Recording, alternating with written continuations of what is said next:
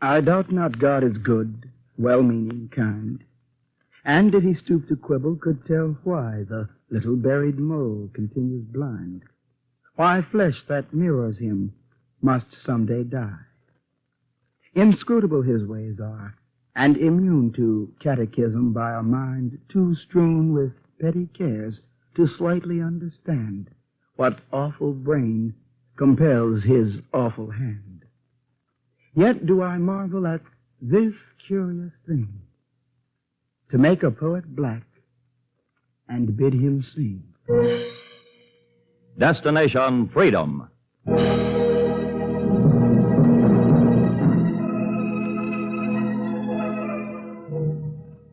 Destination Freedom, dramatizations of the great democratic traditions of the Negro people, is brought to you by station WMAQ as a part of the pageant of history and of America's own Destination Freedom.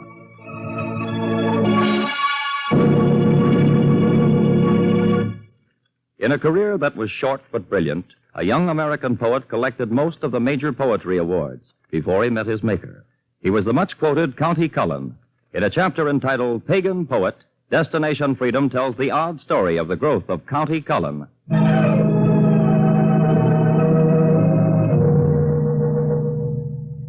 When I die, send me to my mother. I say when I die, send me to my mother.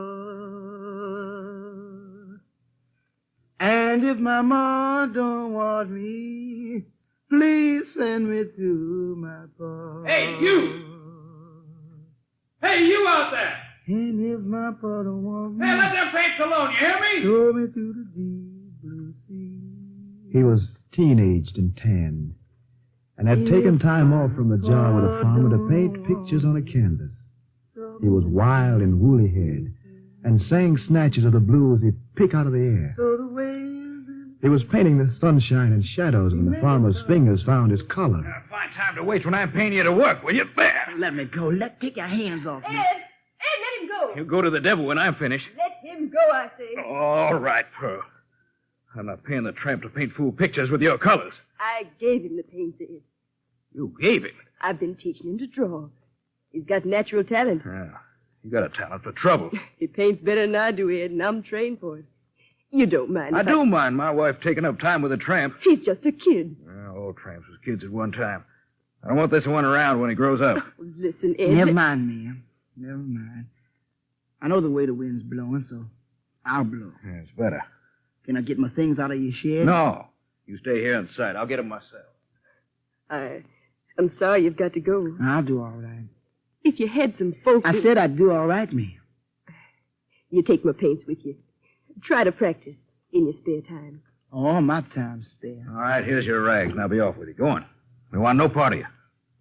And the boy went on. That boy's born to be a tramp. He's bad to be without folks, but he ain't even got no religion. He's bad to have no place to go, but he ain't got no intentions of getting there. Buck dancing in the towns all winter like a wild thing. Living off the farms all summer, always fighting.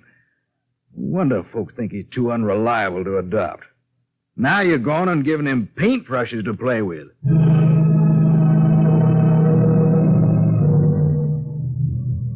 He went away humming and hid himself and played for days with his new brushes, crept out at nights to forage for food, and kept playing until he'd put his queer color combinations into pictures and took a stack of them on his back to the village fair.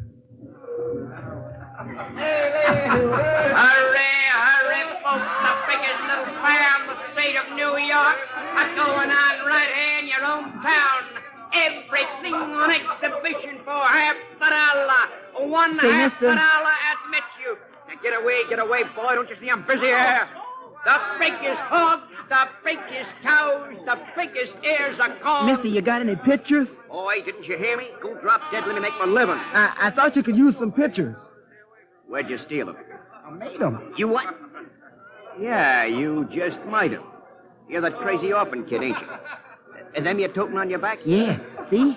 You said you sell everything. Yeah, but there's some things Barnum himself can't sell, kid. These ain't bad. You like them? I'll tell you what, kid. Hang 'em up. I'll lay down my spiel when one comes around. Which one? The one that's born every minute. I'll pass you off as a wild artist. Wow. Now, don't worry. You don't need no makeup. Act natural. Uh-huh. I take 80%. We divide the remaining 20 between us. Uh-huh. Now, you just set 'em up over there kind of weird like the pictures and get out of my way. Let me make my living. All right, folks. All right, this way. A new art exhibition straight from Paris. Stolen from the Louvre. Yes, sir, folks. Pictures you can't get nowhere else but right over here, folks. Get an eyeful, folks. No home should be without one of these beautiful pictures. My good man. You want something, madam? Yes. Who's responsible for this excellent art exhibit? My wife and I'd like to buy some for my collection. Do you know the artist? Know him. I own him, man. Oh? Now, if you just wait here, I'll get him and he'll tell you what the pictures mean. Thank you, my good man. Oh, really, Milton, these are quite good, don't you think? Well, indeed they are, my dear. They must be by somebody rather important. Oh, yes. We must have one or two. Here you are, folks. Here's the genuine artist, right from the streets of Paris. You mean this vandal? He made those pictures? I sure did, ma'am. Dear, I think there are some pictures we can do without. Come along, dear. Of course, Milton. We can't hang him in the living room now. Hey, now wait. You ain't seen them all, eh? Of all a knife. Too bad, kid. Better luck next time. Say, Pete, these pictures for sale? Why, yes, Reverend. Did I hear you say they're imported? Well, in a sort of way of speaking. I never swore no Bible they was. See, this here kid, he... Did this boy draw them? Well, so he alleges, Reverend. I wouldn't swear no Bible. It's true. I ain't that kind of man. Come here, boy. Yeah? What's your name? Joseph Marcus. He's that orphan kid, Reverend. The one that lives with trouble all the time. Yes, I wanted to meet him. Oh, well, Joe, meet the Reverend Alexander Cullen, the greatest gospel minister on this side of the sea. The Lord's trusted. That's all right, Pete. Joe, how'd you like to live with me? With you? I'm living all right. I think you would find it much better in a home. Yeah? Suppose you come with me, Joe. We'll go over and meet the missus and see what she thinks of the idea. Come along. I'll show you the way. Let go of my arm. I only want you to go with I me. said let go. Now, don't hit the Reverend. You watch out. Let me go. Well, there he goes. He's wild. You can't cultivate that weed, Reverend. It's a shame to waste that talent. Waste it. Reverend, put this thing in my hands. I'll take him just the way he is. He likes to paint and dance and sing. I like to promote. We go together, Reverend. We go together.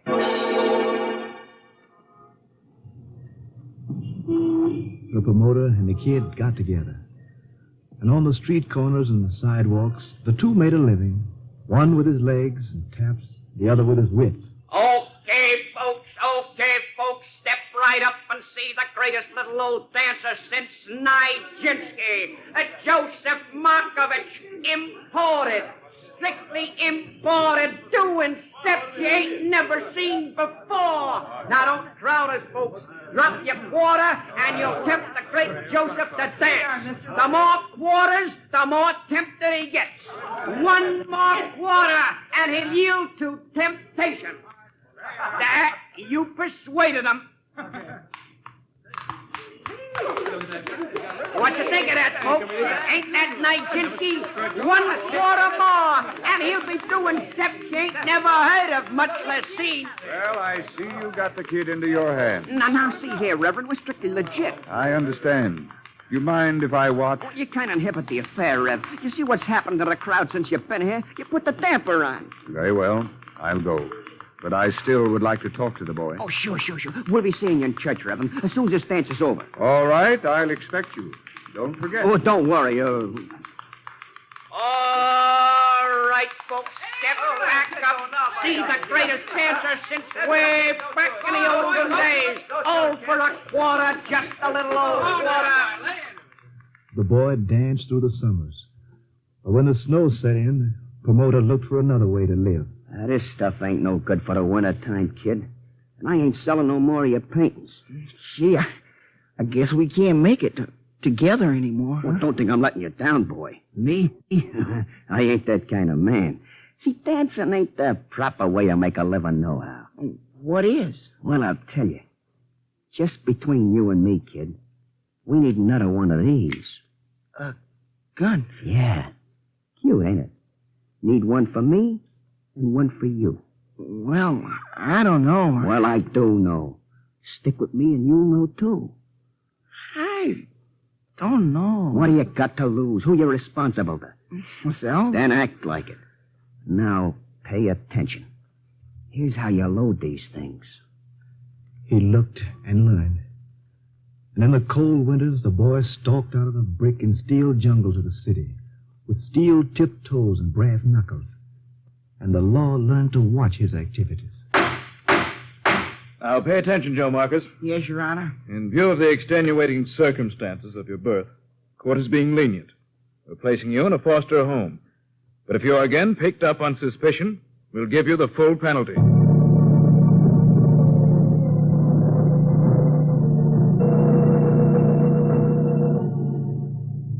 Don't worry about the courts, kid. I can fix it. You're young, you got talent, you gotta learn how to exploit it. Just keep away from the Reverend. The promoter ran a silent race with the Reverend. And one evening, he decided to leap ahead with his protege. All right. You got fast feet. Walk up ahead. You see a cop? Hold tail. But what? I'll be taking care of this currency exchange, is what? Now go on. Keep your eyes open for cops. All right, Pete. I'll keep them open. The boy kept his eyes open. The boy walked, but not alone. You looking for someone, kid? A cop. Pete! Shut up, kid. Run, Pete, run! Stop or I'll shoot! You hit him. Sure. He was a wild one, all right. Now, you come on the court, kid. Let the judge tame you while the taming is good. The judge had given up the taming. The court was cold. The court was brief. That sums it up as far as we're concerned. Too bad there's no place to send you but the House of Correction. But we can't have you breaking out of another foster home. You understand? I understand. Very well. Judge, Your Honor, may I have a word? Why, yes, Reverend Cullen. I've asked that the boy be sent to my home. Well, knowing the record, you're still willing to take him? If he's willing. Well, Marcus, you heard that. I heard it. If you're brainy enough to survive 14 years alone, you ought to be brainy enough to know whether to go with Mr. Cullen or go to jail. What's the difference? Now, see here. Keep a civil tongue in Never your... mind, Your Honor. I'll show him the difference, if you'll go with me. Well, boy? Lead the way, Reverend. Good. I don't know, Reverend Cullen. You've done a lot for the boys who've strayed in here. This one's as wild a pagan as ever needed civilizing. Well, go on. It's your job now. The Reverend Mr. Cullen took his job across town to the home he had held open for the boy since the first day he saw him. Mildred? Mildred? Yes, Alexander, what is it, Come down, meet our new son. son?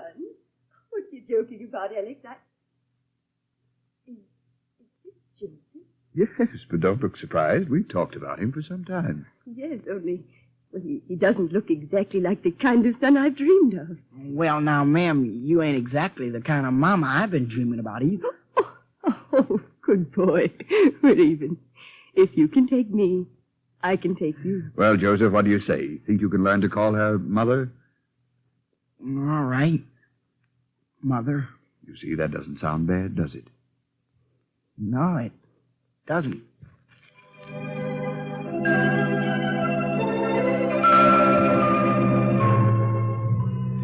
He said the word over and over, and was surprised at the sound. And when he went up to his room, looked around, was startled. For the next morning it was his mother who was startled. Joseph, it's time to get... He's gone. Alexander! Yes. He's gone. Sure, he's gone. It takes a bird a long time to learn to live in a cage. He's flown, but he'll be back. Why do you think so? There was something in the way he called you Mother I think will make him remember something he's long forgotten. He'll come back, and we'll see if we can turn his talents another way.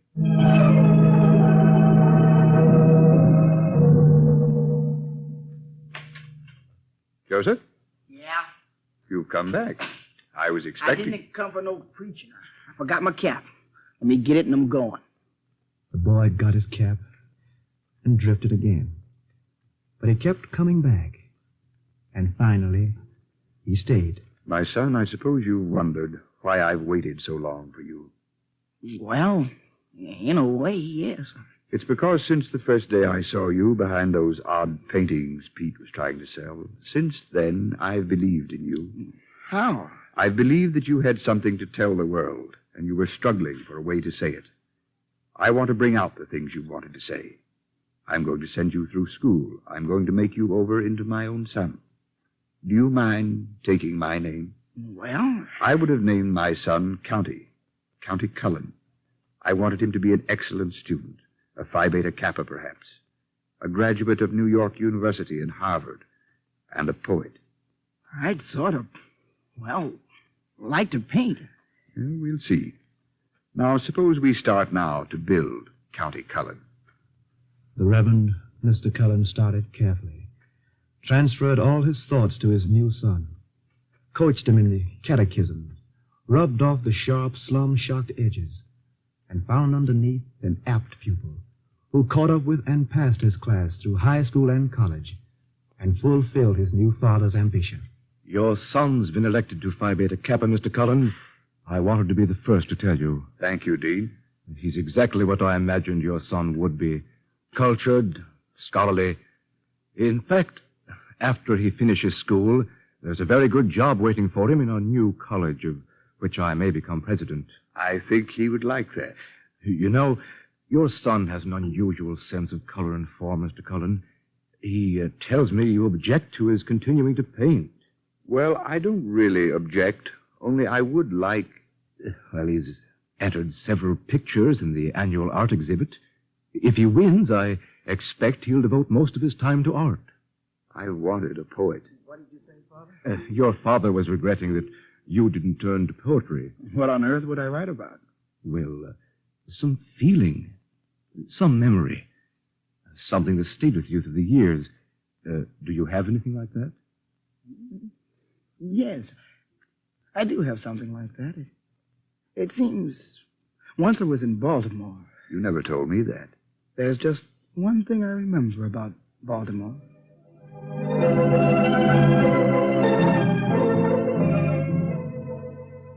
Once riding in old Baltimore, heart filled, head filled with glee, I saw a Baltimorean keep looking straight at me. Now, I was 4 and very small, and he was no whit bigger, and so I smiled. But he poked out his tongue and called me nigger. I saw the whole of Baltimore from May until December. Of all the things that happened there, that's all that I remember.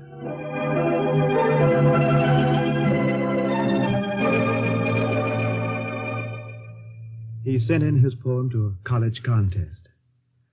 And a week later, on his routine job as elevator boy in a skyscraper, a passenger got in. Down, please, number 2. Yes, sir. Hey, boy. Huh? See you in the paper where that elevator boy copped the big prize in the art exhibit last night. Yeah? Yeah. Then comes back and this AM gets a college prize for poetry. Some elevator boy, huh? You know him? Here's his mug all over page 3. Let me see it, will you? Sure, here. You know him? Know him? Why, it's me. Huh? Say, get up. You passed my stop. Say, kid, stop this elevator. Wake up!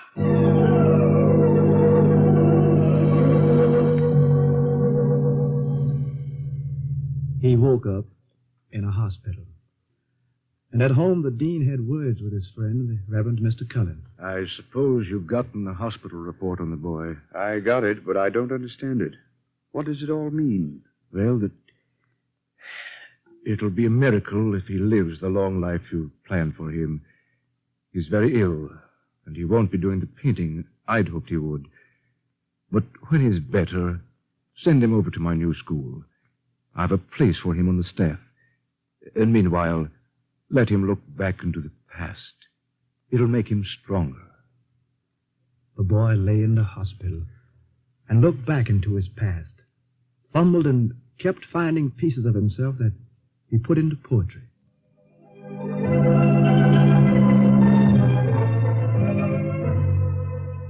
Some are swaddled in silk and down, and heralded by a star.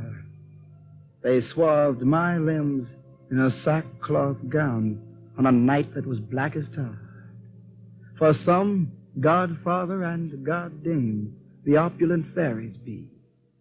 Dame Poverty gave me my name, and Pain godfathered me. For I was born on Saturday, bad time for planting a seed, was all my father had to say, and one more mouth to feed. Death cut the strings that gave me life, and handed me to sorrow, the only kind of middle life my folks could beg or borrow.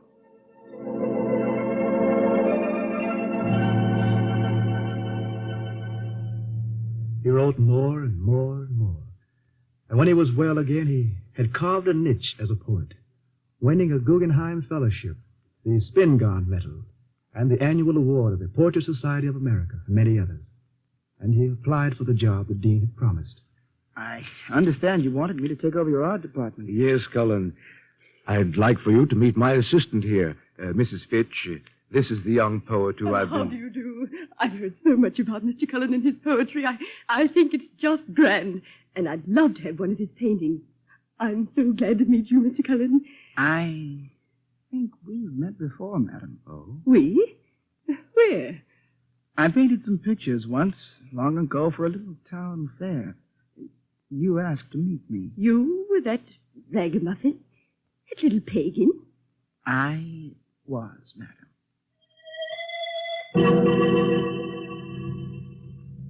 He thought back on the boy he had left behind and went on with his teaching and observed the life around him in the new college. And now, Mr. Cullen, we want you to be perfectly at home here and feel just like one of us.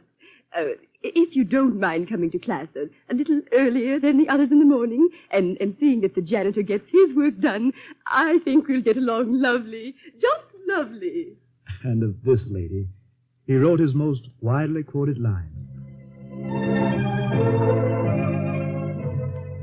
She even thinks that up in heaven her class lies late and snores, while poor black cherubs rise at 7 to do celestial chores. Mr. Cullen, could you take over the job of helping to supervise the porters? I'm sure it won't interfere with your teaching. I'm sure it wouldn't either, ma'am, only I'm leaving the school tonight. In the morning, I'll be down in Alabama. What in the world will you be doing in Alabama? There's a report in the papers that 9 ragamuffins, as I used to be, were taken off a train and are held in Scottsboro, Alabama, charged with a crime. Oh, yes, the Scottsboro case. I've been reading about it. I'm going to see if I can do something about it. I'm going down to the trials, and I'm going to travel over the country and try to wake up my fellow poet. I thought you were such a cultured gentleman. When innocent men are being lynched under the name of a fair trial, madam, waking up the world is the only way to save this culture. He went out to wake up his fellow poets, and he prodded their consciousness and pricked them with his words. I said, now will the poets sing. Their cries go thundering like blood and tears into the nation's ears, like lightning dart into the nation's heart.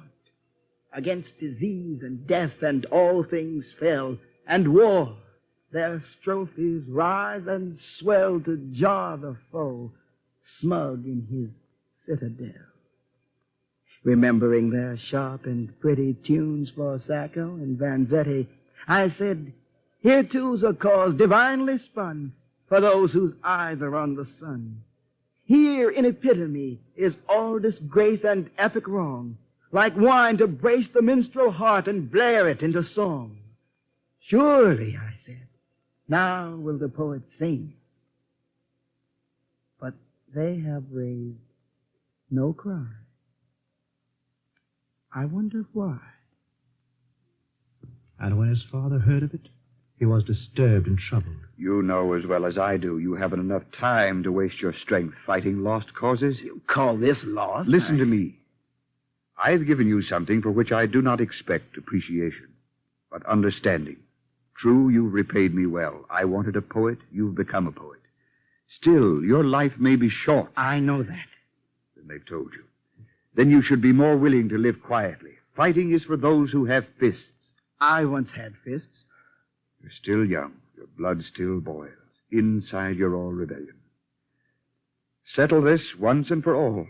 Remain here, quiet with me, or roam over the country and shorten your life. Settle it with yourself. He went away to settle it with himself. And once in storm and rain, he walked miles and examined his heritage and what had been handed him by his new father. I can never rest at all when the rain begins to fall. Like a soul gone mad with pain, I must match its weird refrain. All day long and all night through, one thing only must I do. Quench my pride and cool my blood, lest I perish in the flood. Lest a hidden ember set timber that I thought was wet, burning like the driest flax, melting like the merest wax. Lest the grave restore its dead.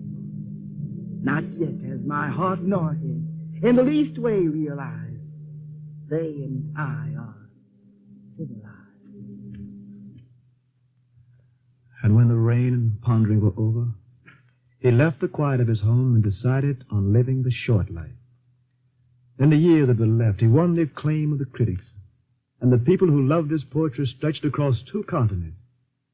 He spent his life in teaching and traveling, and went wherever he could write lyrics of the joys and sorrows surrounding him, in France, England, and the Caribbean.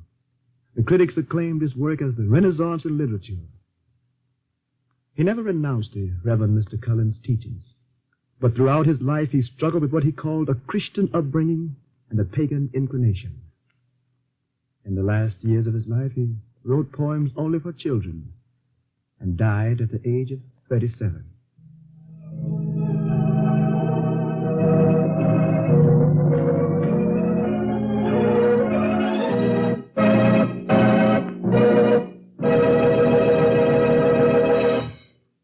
You have just heard Destination Freedom's dramatization of Pagan Poet, the story of County Cullen.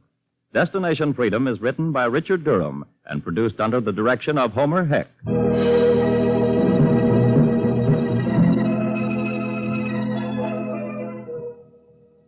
The role of County Cullen was played by Oscar Brown, Jr. Others were Janice Kingslow, Dean Almquist, Maurice Copeland, Fred Pinkard, Russ Reed, and Studs Terkel. The special music was composed by Emil Soderstrom and played by Elwin Owen and Jose Bethencourt. This is Charles Chan inviting you to be with us again next Sunday morning at this same time when Destination Freedom will tell the story of the Negro sociologist Ida B. Wells.